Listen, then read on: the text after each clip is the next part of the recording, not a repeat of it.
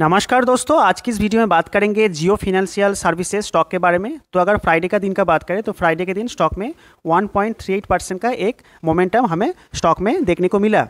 And अगर all time high से बात करें तो ऑल टाइम हाई से स्टॉक करीब करीब 20% करेक्टेड है। इसका ऑल टाइम जो हाई प्राइस है 395, उस लेवल से स्टॉक अभी 20% के गिरावट में है। तो अगर इस स्टॉक में आपका होल्डिंग है तो क्या करना चाहिए, होल्डिंग नहीं है फ्रेश खरीदारी कहाँ करें, इस वीडियो में उसके बारे में डिस्कशन करेंगे। तो चलिए वीडियो को शुरू करते हैं। तो यहाँ पर मैं पहले आपको एक आर्टिकल दिखा देती हूँ। तो इस आर्टिकल में क्या लिखा है कि Jio financial services shares are trading at a very high PE of 120।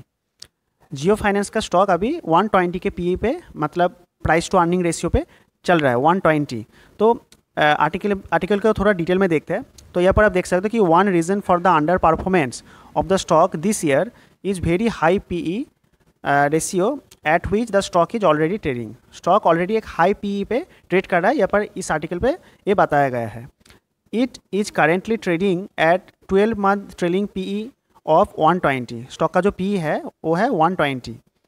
And stocks that are part of Nifty financial index are currently trading at average PE of करीब 18। तो स्टॉक, ये जो स्टॉक है जियो फाइनेंस का जो स्टॉक है ये Nifty financial services index का अंदर आता है।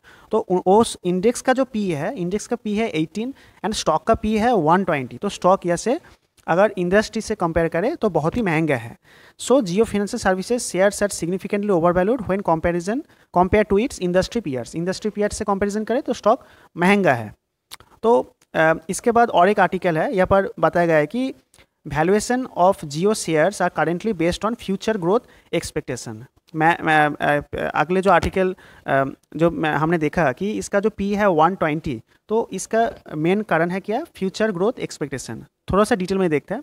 यहाँ पर आप देख सकते हैं the main reason for high valuation of the company Reliance Industries 47% stake in the company. Jio finance में रिलायंस इंडस्ट्री का 47% स्टेक है, ये कारण है। Reliance is currently the promoter entity of Jio Financial Services. Investors believe that huge capital reserves of Reliance that are backing for Jio Finance that will derive the future growth of the company.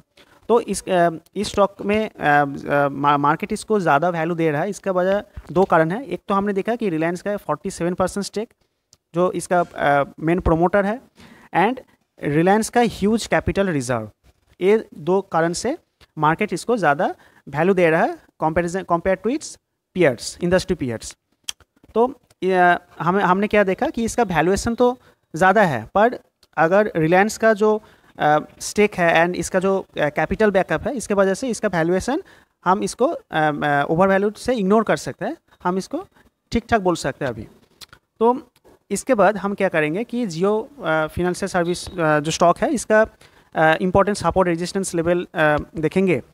तो अगर आप इसका chart देखोगे, ये है weekly chart, तो यहाँ पर आप क्या देखो कि स्टॉक में एक अप ट्रेंड हुआ, देन करेक्शन देखने को मिला, देन फिर से स्टॉक ने अप ट्रेंड दिखाया, पर ये जो ट्रेंड लाइन का जो रेजिस्टेंस लेवल है इस लेवल पर स्टॉक ने रेजिस्टेंस लिया, फिर से अटेम्प्ट किया, फिर से हमें करेक्शन देखने को मिला। तो बार बार ये जो रेजिस्टेंस लेवल है ये लेवल रेजिस्टेंस की तरह कम कर रहा है, मेजर रेजिस्टेंस की तरह कम कर रहा है। एंड यहाँ पर आप देखोगे तो स्टॉक ने अप ट्रेंड दिखाने के बाद ये जो वीकली कैंडल है, एक बहुत बड़ा ग्रीन कैंडल है, इस ग्रीन कैंडल के साथ स्टॉक ने इस जो ट्रेंड लाइन का बार बार जो रेजिस्टेंस का काम कर रहा था, इस ट्रेंड लाइन को ब्रेकआउट दिया। एंड करेंट चार्ट तो मैं आपको अभी नहीं दिखा सकता बिकॉज ऑफ सेबीज रेस्ट्रिक्शन, पर अब अगर यहाँ पर क्या हुआ कि स्टॉक ने ब्रेकआउट दिया, देन यहाँ पर थोड़ा टाइम पास कर रहा है। तो मुझे लगता है अगर ये जो कंसोलिडेशन जोन है ब्रेकआउट के बाद, इस जोन का अगर ब्रेकआउट हो गया तो मुझे लगता है स्टॉक का जो ऑल टाइम हाई है, ये जो लेवल है करीब 395 इसका ऑल टाइम हाई है,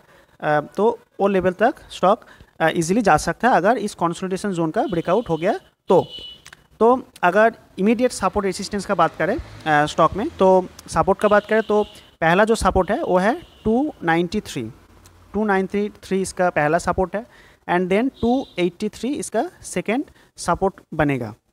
एंड अगर रेजिस्टेंस का बात करें तो पहला रेजिस्टेंस होगा 320, अगर स्टॉक यहाँ से ऊपर गया तो 320 इसका पहला रेजिस्टेंस बनेगा।